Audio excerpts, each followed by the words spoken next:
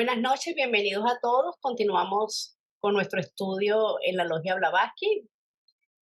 Seguimos con el libro La clave de la teosofía. Vamos por el capítulo 11 de los misterios de la reencarnación. En el subtítulo Los renacimientos periódicos. Que disfruten todos la clase. Gracias. Adelante, Enrique. Gracias, Caro. Buenas noches a todos, bienvenidos. Una vez más, siempre es un gusto recibirlos para poder compartir estos conocimientos. Bien, les recuerdo que aquellos que se hayan perdido una de las sesiones pueden recurrir a los videos que están subidos en la página de la Sociedad Teosófica en México, ah, y ahí pueden encontrar las sesiones de la clave de la teosofía de la Logia Blavatsky, para que puedan tener el contexto de lo que vamos a tratar este día, y así en cada una de las sesiones siempre existe el antecedente de una, de una plática anterior. Así que vamos a proseguir. Y entonces la pregunta para empezar es la siguiente: ¿y seguimos encarnándonos en nuevas personalidades durante todo el tiempo? La respuesta es seguramente, porque esa vida cíclica o periodo de encarnación puede compararse muy bien con la vida humana. Perdón. Como cada vida de esta última está compuesta de días de actividad separados por noches de sueño o inacción, así en un cielo de, creo que debe ser un ciclo de encarnación, cada vida activa es seguida de un descanso devachánico. Bien, entonces vemos aquí que la pregunta es si continuamos encarnándonos durante todo el tiempo. Y la respuesta es de que sí, efectivamente. Eh, Esto tiene un límite, desde luego. Aquí no se explica, quizá en otra parte de este estudio se explica, pero ya los grandes seres, es decir, el hombre cuando se libera del karma, y hablamos de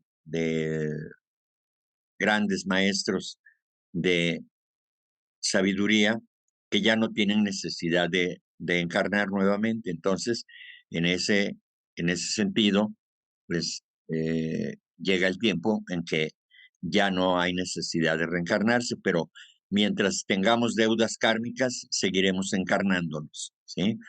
Y bueno, aquí compara las encarnaciones cíclicas con las noches de sueño o inacción, y, y los días, ¿no? En los que estamos activos, en que estamos en periodo de vigilia, y así, cuando desencarnamos, pues desaparecemos de este plano, pero seguimos vivos en Devachan, y cuando regresamos nuevamente, tomamos un cuerpo, y así es como vamos experimentando en cada una de nuestras vidas, como si fuera un, la escritura de un libro que vamos escribiendo página por página. Cada página representa una vida, al término de la cual cerramos el libro momentáneamente y retomamos la lectura en la siguiente encarnación.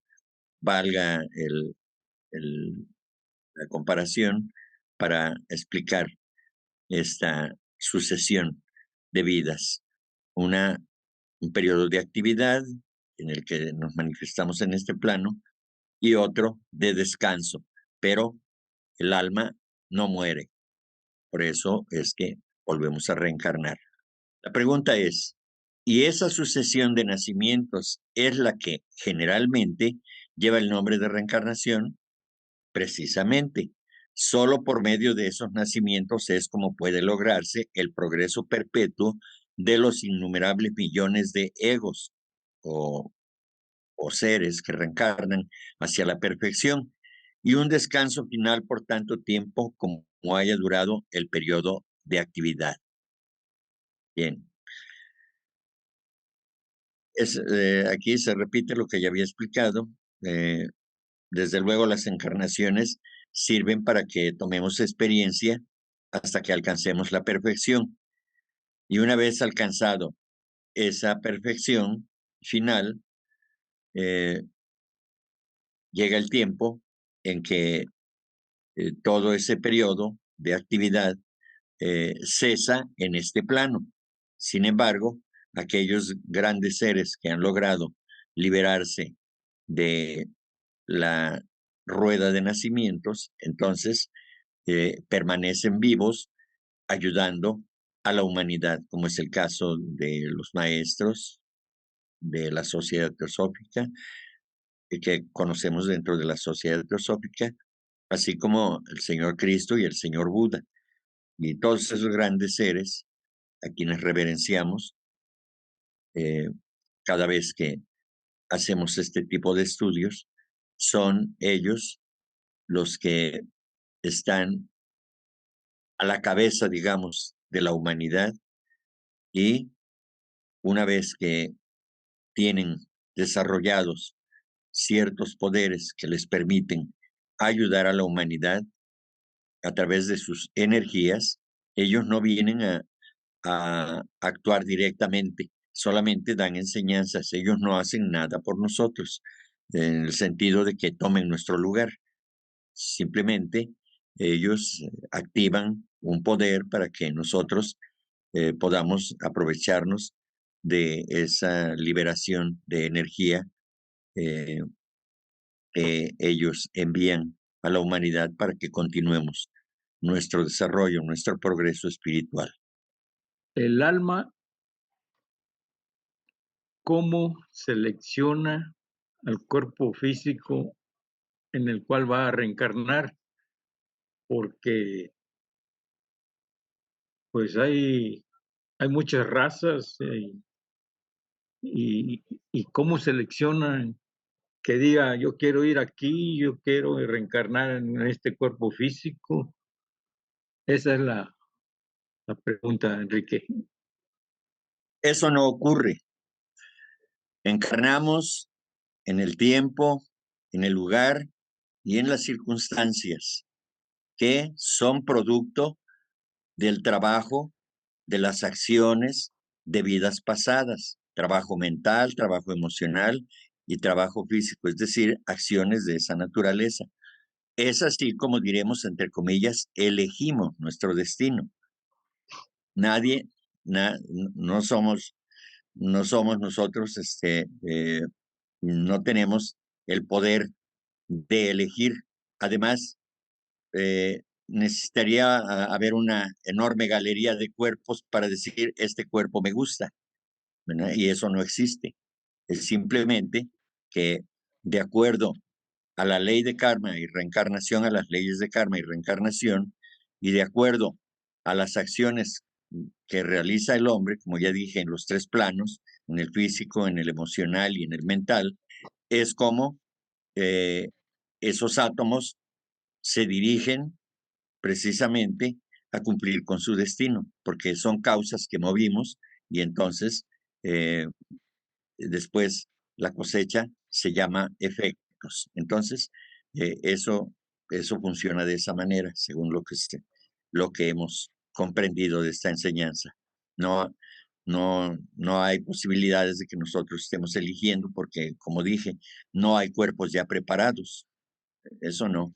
Incluso cuando se va a reencarnar, hay, de acuerdo a las condiciones que debe uno enfrentar, ya sean buenas o malas, positivas o negativas, según nuestra propia percepción acerca de lo que signifique cada cosa, eh, se empieza a formar el molde o el modelo del tipo de cuerpo que vamos a tener. eh, Eso antes de encarnar, es decir, se empieza a formar el molde en el cual habrá de encarnar un bebé, es decir, se habrá de formar un bebé para que el alma pueda encarnarse en ese cuerpo, ¿sí? Entonces, es el doble etérico propiamente, donde se forma precisamente este molde y, y en el cual la materia burda se expresa a través de la forma. Entonces, es eso lo que hay con respecto a eso, Andrés. De hecho, encarnamos en el tiempo, en el lugar y en las circunstancias que merecemos, ni más ni menos. Todo lo bueno y lo malo que implique esa encarnación dependerá de los méritos y deméritos que hemos logrado a través de nuestras vidas anteriores, no solamente de la inmediata anterior, sino de otras vidas también. Nosotros tenemos un karma acumulado de varias encarnaciones, no solamente de esta. No, no sucede que porque encarnamos ahora, pues ya se borró el karma de la otra encarnación. No, estamos generando karma y se va a manifestar en una nueva encarnación. Y lo que quedamos a deber, pues se va a volver a manifestar. Y así vamos en esta rueda de nacimientos, querido Andrés. Enrique, una preguntita cuando explicabas sobre los seres más evolucionados que nos guían, pero que no nos pueden influir, pero que nos mandan emanaciones de luz. ¿Tú te estás refiriendo a los 7 rayos? No, no a los rayos, me refiero a quienes dirigen esos rayos. Ya. Y a otros, sí, así es. Entonces, cada uno de los maestros de sabiduría dirigen uno de los rayos, son directores o presiden uno de esos rayos, lo gobiernan y entonces esa cualidad la manifiestan en la humanidad y los seres humanos nos identificamos. Hay algunos que nos identificamos con el rayo de la voluntad y entonces somos líderes, tenemos oportunidades de liderazgo a cualquier nivel, como gobernantes o como líderes de organizaciones y demás. ¿Por qué? Porque se nació en el primer rayo, que es el rayo de la voluntad, y no importa el nivel en el que se exprese, porque habrá quien no tenga oportunidad, kármicamente hablando, de ser un presidente o un rey de un país determinado, pero puede ser un obrero que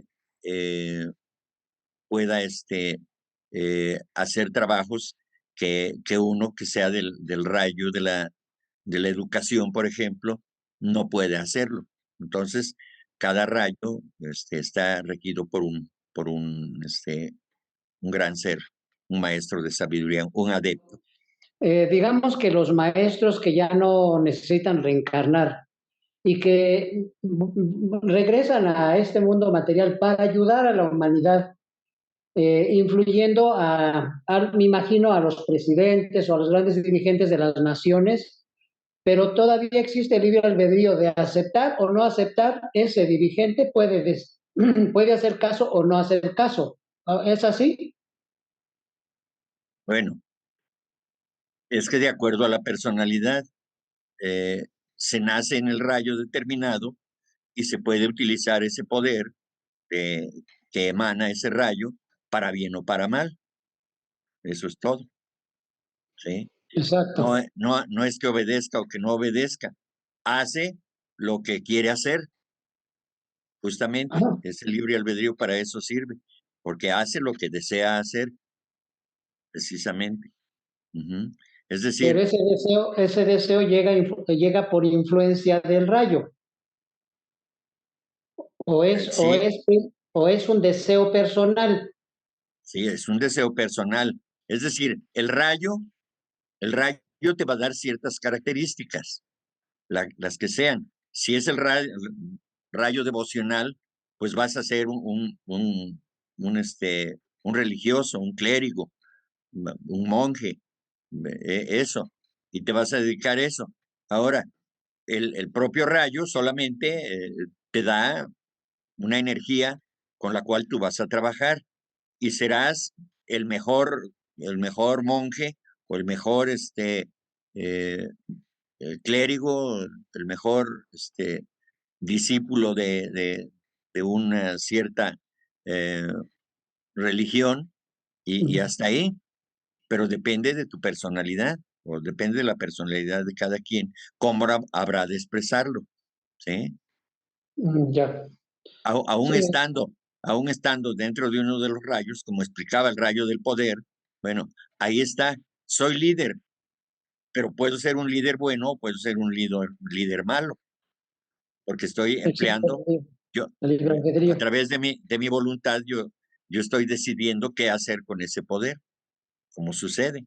Eso lo podemos ver, ¿sí? Oye, Enrique, ¿y eso es constante o nada? Por ejemplo, en este caso de que está desarrollándose esta guerra, ¿hay más influencia de esos rayos o no? Bueno, es que implica todo, ¿sí? Pues, eso tiene que ver, son temas muy complejos, ¿no? Porque uno no sabe exactamente las motivaciones que tienen, por más que digan lo que se exprese al mundo, al público, a la humanidad, pues podrá tener un porcentaje de verdad, pero la realidad no la sabemos, la verdad no la conocemos, solo la conocen los que están involucrados. Pero, pues igual, pues, son manifestaciones del poder, es eso. ¿Y qué es lo que regula la duración o las cualidades especiales de esas encarnaciones? Karma, la ley universal de justicia retributiva. Pues es precisamente lo que preguntaba Andrés, ¿sí? Karma regula el hecho o la acción de dónde vamos a nacer, en qué tiempo vamos a nacer y en qué condiciones, cuáles van a ser nuestras circunstancias, porque está retribuyendo justamente aquello que hemos hecho en el pasado. Las causas que hemos movido van a tener sus efectos, se van a expresar como efectos en esta vida, pero es karma la que determina estas, todo este resultado. No hay, no hay otra ley, es la ley de leyes, la ley de karma, que se expresa en todo el universo. Por eso dice que es la ley universal de justicia retributiva. O sea, no hay de que yo quiero esto o yo quiero aquello, no. ¿Qué merezco y qué no merezco? Es eso, es una retribución. Y prácticamente la karma solamente regula, pero realmente quienes determinamos qué habrá de pasar con nosotros somos nosotros mismos, sea de manera consciente o de manera inconsciente. Es tan difícil conocer qué va a ser de nosotros que pues no estamos en posibilidad de comprender precisamente por eso, por esta ley de esta manera, ¿no? Entonces, simplemente es retribución de lo que hacemos, positivo o negativo, bueno o malo, hay una retribución, ¿sí? A los méritos y a los deméritos, nos guste o no, se expresa y punto. Ujú. Bien. ¿Es inteligente esa ley? La respuesta es, para el materialista que considera la ley de periodicidad que regula el orden de las cosas y todas las demás leyes de la naturaleza como fuerzas ciegas y leyes mecánicas, no cabe duda de que karma ha de ser una ley o causalidad y nada más. Bien. Para nosotros, no hay adjetivo o calificativo alguno capaz de describir lo que es impersonal, es decir, la ley de karma es impersonal. Lo que no es una entidad, es decir, karma no es una entidad, es una ley, sino una ley operativa universal.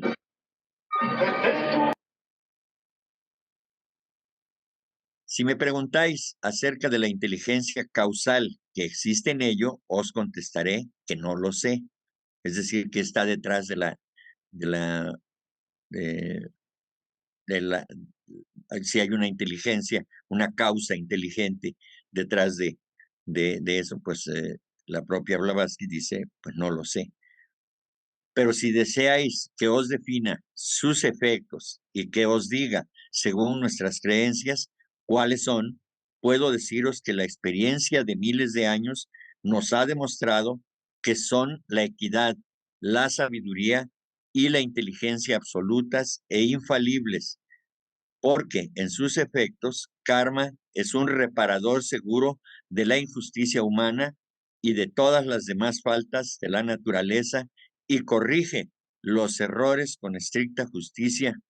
Es una ley retributiva que recompensa y castiga con igual imparcialidad. Estrictamente hablando, no respeta a persona alguna y por otra parte, no se logra aplacar ni modificar por medio de la oración.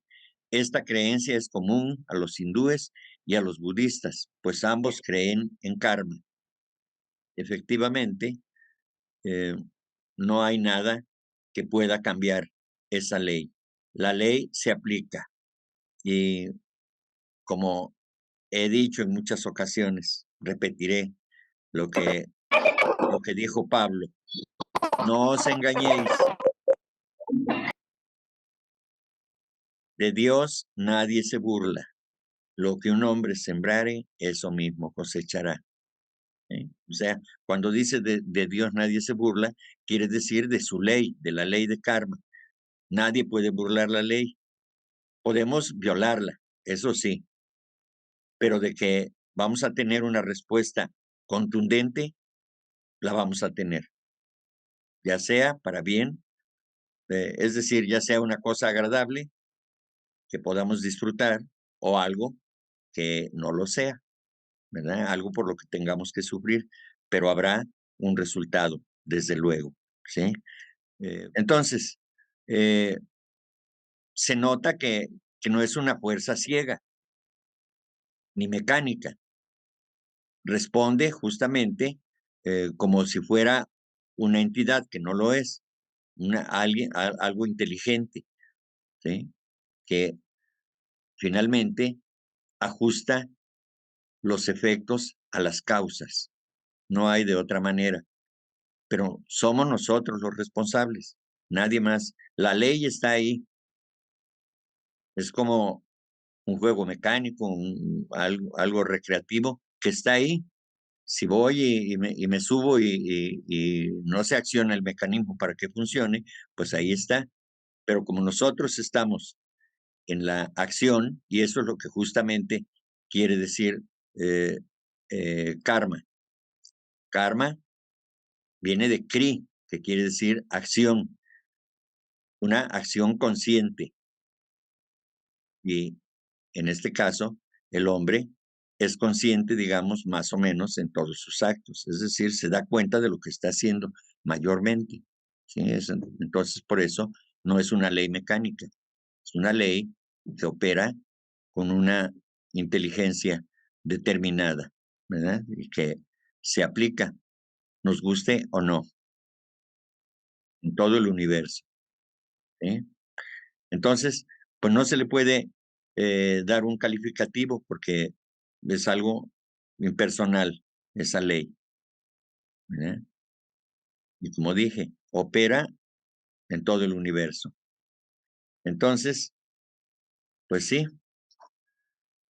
esto funciona de esa manera, porque el hombre es el que realiza las acciones, como dije anteriormente. Entonces, es justicia pura. No hay algo que podamos nosotros decir, bueno, podemos decir, no estoy de acuerdo con lo que me está pasando, porque nos preguntamos, ¿y por qué a mí me pasa esto? Si yo soy bueno, si yo soy lo mejor, me porto bien, ¿y por qué a mí? ¿Y por qué a los que obran mal les va bien? ¿No? Porque hay una causa, hay una causa anterior o una serie de causas que se manifiestan ahora. No podemos escaparnos de ninguna manera a esta ley. Nadie puede escaparse. Los reyes, los presidentes, los más poderosos, los grandes líderes mundiales están bajo la ley de karma. Todo, todo está bajo la ley de karma. Entonces, esta ley es la justicia pura, Rosa. Gracias, Enrique. Fíjate que quería nada más a completar en una de las notas de la maestra Blavatsky. Hay un ejemplo que me gusta mucho, que ella comenta que el amor y la armonía son sinónimos. Entonces, el hecho de que cualquiera de nosotros desarmonicemos sabemos que todo tiene un orden perfecto. Cualquier cosa que nosotros con nuestra acción, con nuestro pensamiento, con cualquier cosa desarmonicemos esa perfección en el universo o lo que sea, inmediatamente va a tener una causa. Todo tiene causa y efecto. Entonces, en su momento, nosotros vamos a tener que responder por eso, ni yéndonos, como tú dices, no, palo dado ni Dios lo quita. Quedó grabado, toda causa, todo queda grabado en la luz astral, en el universo. Y definitivamente tenemos que responder ante eso. Y es como cuando aventamos una piedra al río, pues vemos que se van onditas, ¿verdad? Pero todo regresa a su origen. Entonces, si no es en esta vida, habrá otras donde nosotros tenemos que responder ante eso, porque lo que desarmonizamos, ahora nosotros tenemos que volver a armonizarlo. Por eso es muy importante cuidar nuestras acciones, nuestros pensamientos, y con esta ley que no castiga, sino que nos educa, precisamente es para que nosotros seamos mejores y tratemos siempre de hacer lo mejor para los demás y evitar por todo lo más posible que se pueda de dañar. Eso es muy, muy importante porque pues karma no deja de operar. Nada más era eso, Enrique, gracias. Lo de la armonía, pues sí lo quise compartir porque me gustó mucho cómo lo enfatizó la maestra Blavatsky, sobre todo que pues todo lo que está no se puede desarmonizar, sino vamos a tener que, pues ahora sí que responder ante eso, ¿verdad? Muchas gracias. A ti, Rosy, gracias. Recuerden que estamos hablando de el tema de la reencarnación. Después va a venir el tema de lleno de lo de karma. Ahorita solamente estamos viendo la relación que tiene karma con la reencarnación, pero ya posteriormente se va en el siguiente tema, si mal no recuerdo, viene todo lo que habremos de hablar respecto de esta ley. Bien, la siguiente pregunta es, ¿los dogmas cristianos contradicen a ambos?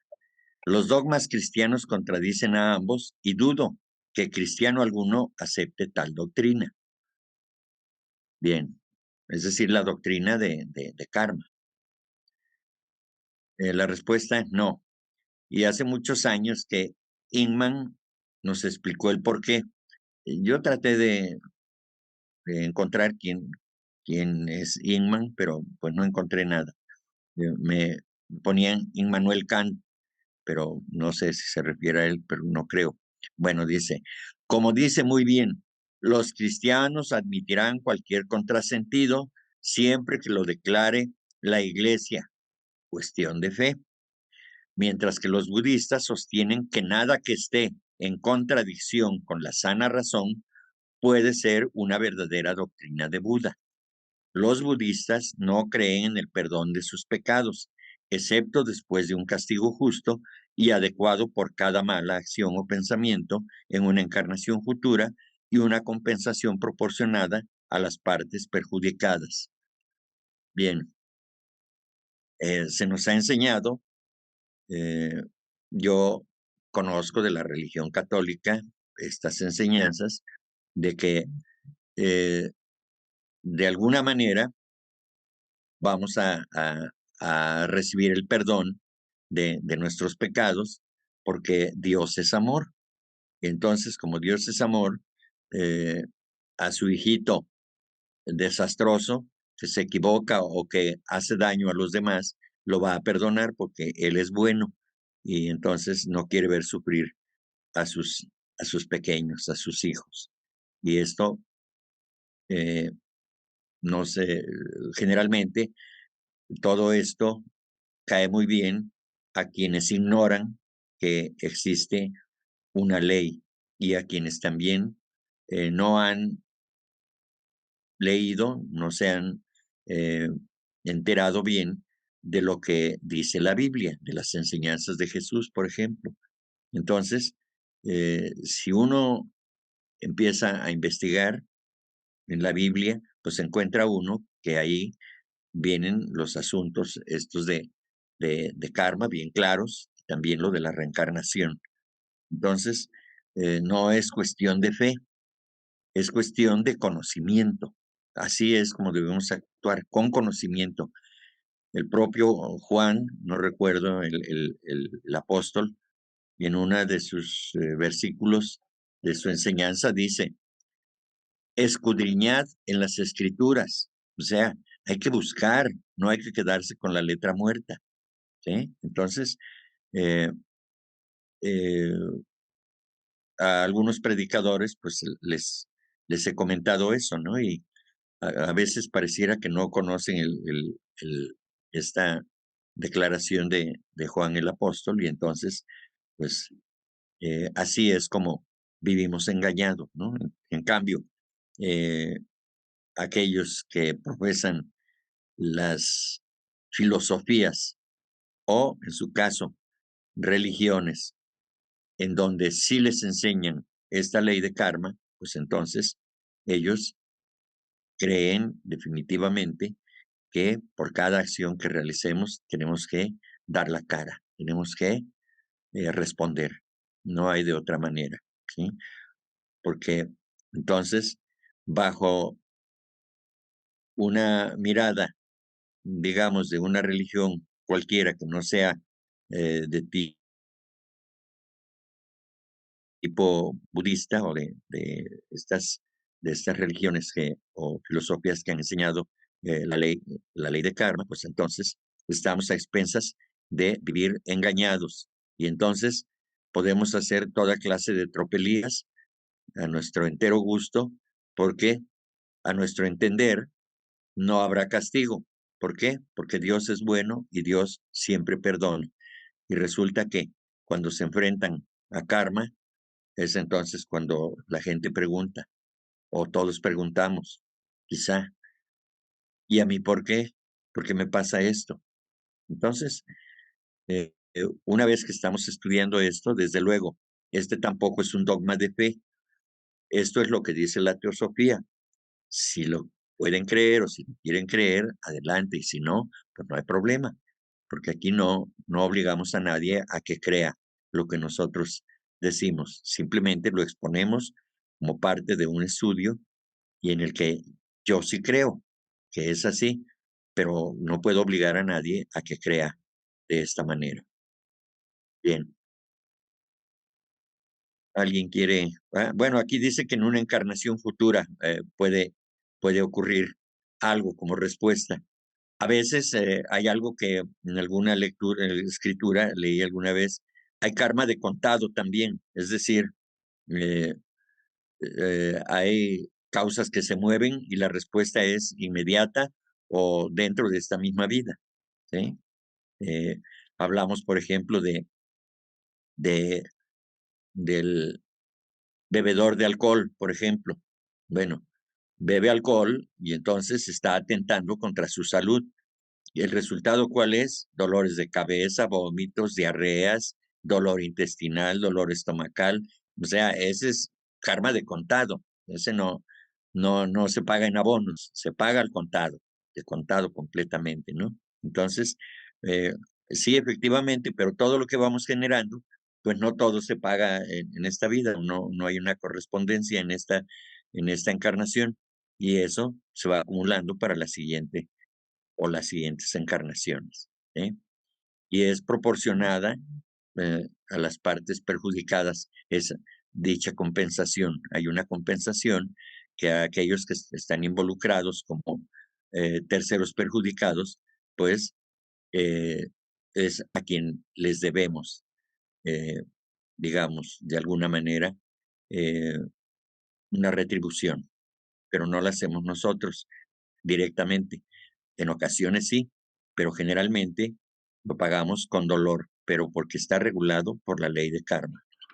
Enrique, la iglesia cristiana, los sacerdotes perdonan los pecados.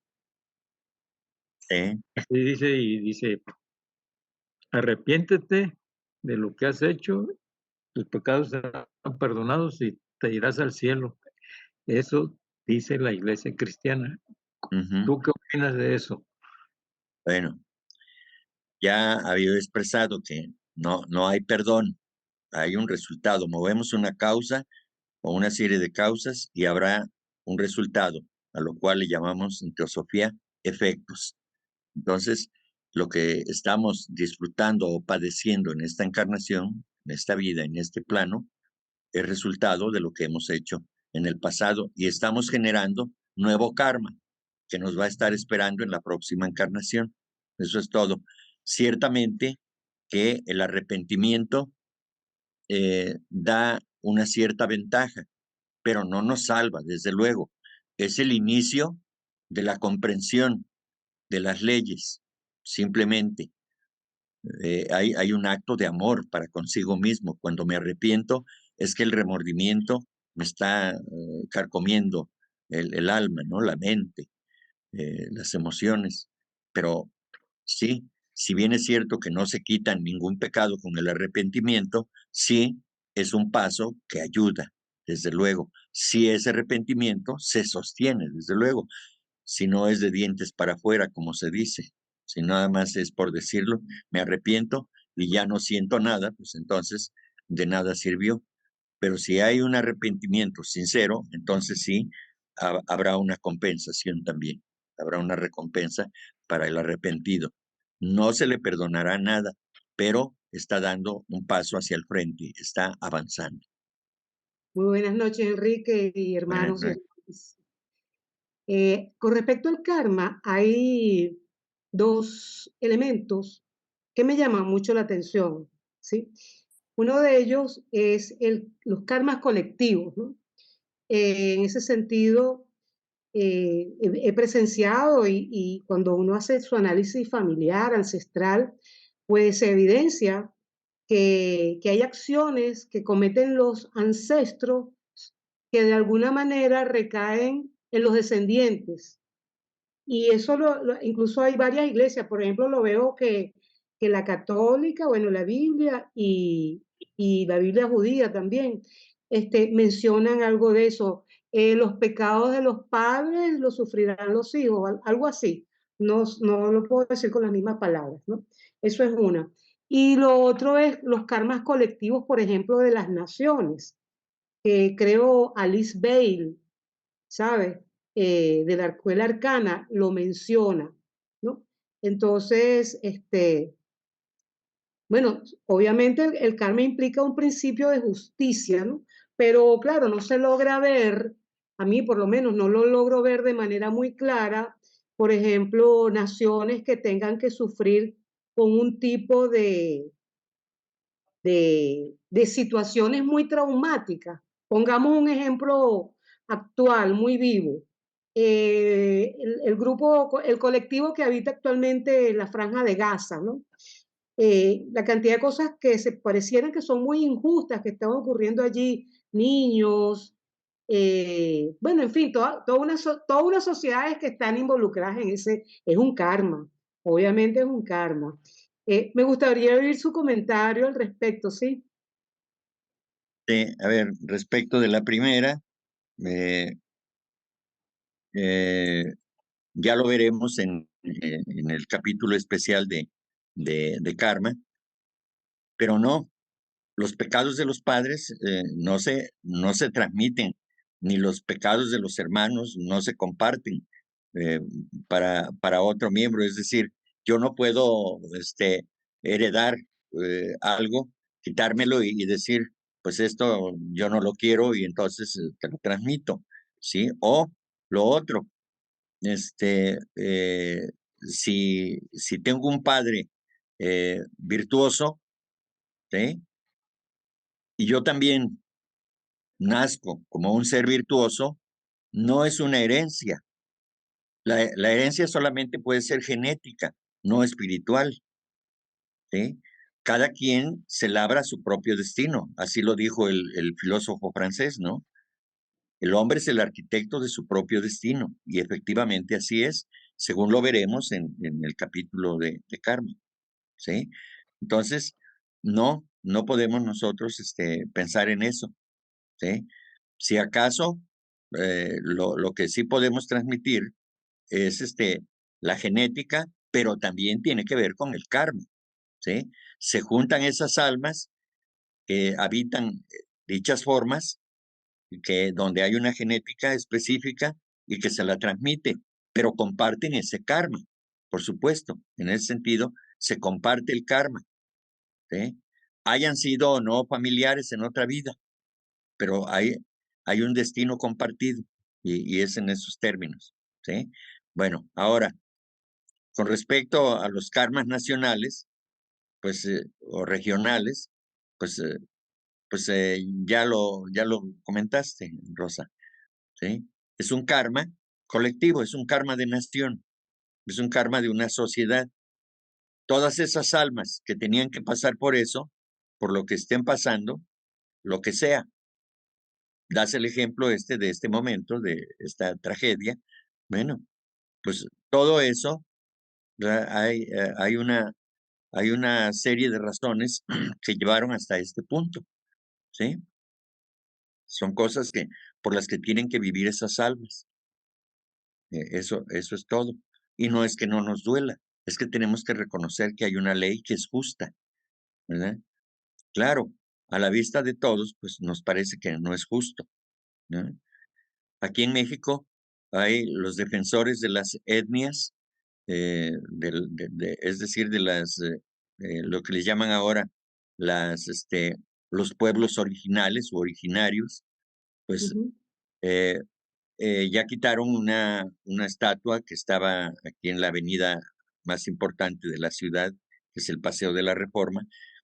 Ahí había una estatua dedicada a Colón. Ahí estuvo durante muchas décadas, ¿sí? Pero ya la quitaron, porque cada día 12 de octubre, que se denominaba el Día de la Raza, entonces ya la quitaron, porque Colón fue el que trajo a este continente la desgracia y todo eso, que vinieron los colonizadores.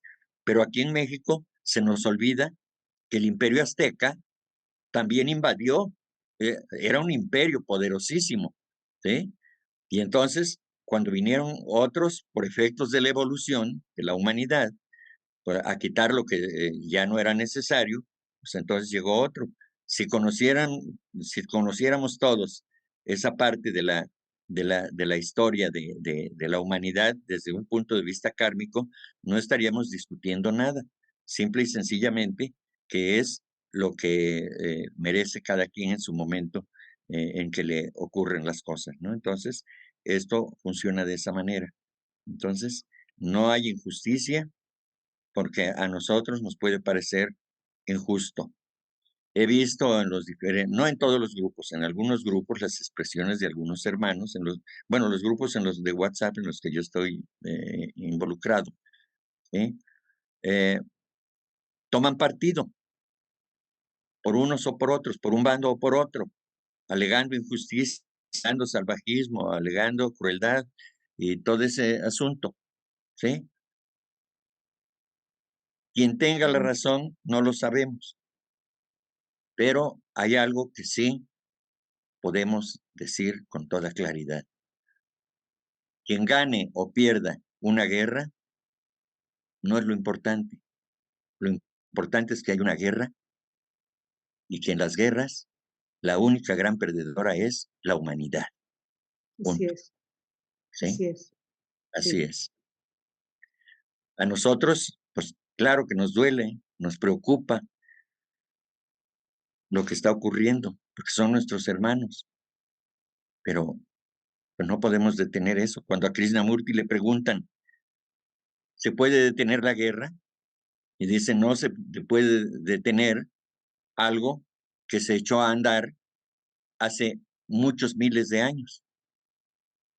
Y ese tren ha seguido caminando y no lo podemos detener porque es muy fuerte. ¿Y quién lo generó? Nosotros. Esto de las guerras debe ser un espacio para la reflexión de los seres humanos, que no estamos involucrados. He visto también cómo hacen cadenas de oración para que pare la guerra. Bueno, muy bien. Está bien. Quizá pueda servir de algo. Por lo menos hay una sensibilización. Pero ¿qué es lo que debemos hacer? Pues este es el ejemplo claro de que debemos tener amor por nosotros mismos, primero, para poder compartir ese amor que sentimos por nosotros mismos, no como egoísmo, sino como una riqueza de que yo trato bien a mi cuerpo, y eso es amar a mi cuerpo, amarme a mí mismo. Si tengo ese cuidado, ese amor para mí, entonces podré compartir ese amor con los demás. Entonces, la solución de las guerras es que el hombre deje de estar conflictuado consigo mismo, porque cuando deja de los conflictos internos, deja de tener conflictos externos, es decir, con los demás. Ese es el problema que tiene la humanidad, que no ha comprendido.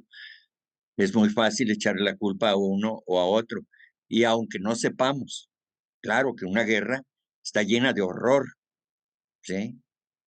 Es horrible, es espantoso. Había una miembro de la Sociedad Teosófica aquí en México que era de los refugiados españoles. Y algún día alguien habló de la guerra en una sesión de la Logia Aura. Y ella le dijo, a ver, un momento, tú hablas de la guerra y te pones del lado de uno o te pones del lado de otro, porque no has vivido una guerra.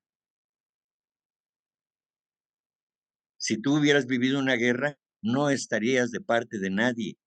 Estarías pidiendo que no hubiera guerra, porque no saben, no te imaginas lo que se sienta que cae cerca de ti una bomba y que te lanza 10 metros, 20 metros y que vives para contarlo y que resultas herido y todo eso. La guerra es un horror, es algo terrible, pero nosotros, los seres humanos que no estamos en la guerra, hemos contribuido grandemente porque tomamos partido de un lado y otro, ¿sí? ¿Cuánto se ataca a los israelitas? Lo que hacemos cuando hacemos eso, llámense judíos o llámense ingleses o llámense americanos o egipcios, lo que sea, cuando tomamos partido con cierto odio, estamos enviando formas mentales que van a fortalecer si es que tienen ese tipo de ideas. Y si no las tienen, ahora las van a tener. ¿Por qué? Porque hay un motor generador que son nuestras mentes. Entonces, debemos tener cuidado con nuestros pensamientos. Es todo. Gracias, Rosa. De Carlos Cardoso. Y, o sea, él mencionaba, ¿verdad?, que hay algunas cartas a los Corintios donde se hace referencia a la reencarnación. Y de hecho, la maestra, ¿verdad?, dice que en ese mismo artículo ella expresa que se siente feliz porque ve un bello viento, dice, de soplo sobre el cristianismo e impulsa un pensamiento occidental cada vez hacia el oriente, ¿verdad? Entonces, que dentro de estas cartas y dentro de la misma, digamos, fe cristiana, siempre quedaron ciertos atisbos de lo que es la reencarnación, de lo que es el karma, pero sí tendría, como tú decías, sí tendríamos que saberlo escudriñar detrás de la letra muerta, ¿verdad? Y también con un poquito más de intuición y de menos egoísmo para que podamos ver, ¿verdad?, que sí, dentro de la misma fe existe esta parte, ¿verdad?, que nos recuerda que definitivamente lo que es reencarnación y karma, ¿verdad?, están muy, muy ligados a lo que es toda la existencia del universo. Quedaron algunos ejemplos claros, ¿no?, de todo eso. Y ahí siguen, efectivamente. Pues de hecho los cristianos, los primeros cristianos, pues eran gnósticos, ¿no? Ellos creían en todo esto, ¿no? En todo lo de la reencarnación y del karma, por supuesto. Pero los cristianos originales. Pero después llegaron otros que vieron esto como un negocio y ahí seguimos, ¿verdad? Nosotros somos, por ejemplo, dice el otro, una sentencia del Cristo, ¿no? Deja que los muertos entierren a sus muertos, ¿sí? Los muertos, pues, somos nosotros, ¿sí? Entonces, todo está ahí en sentido figurado y bueno, nosotros tenemos que entenderlo así. Bien, pues entonces damos por concluida esta sesión agradeciéndoles su presencia, como siempre.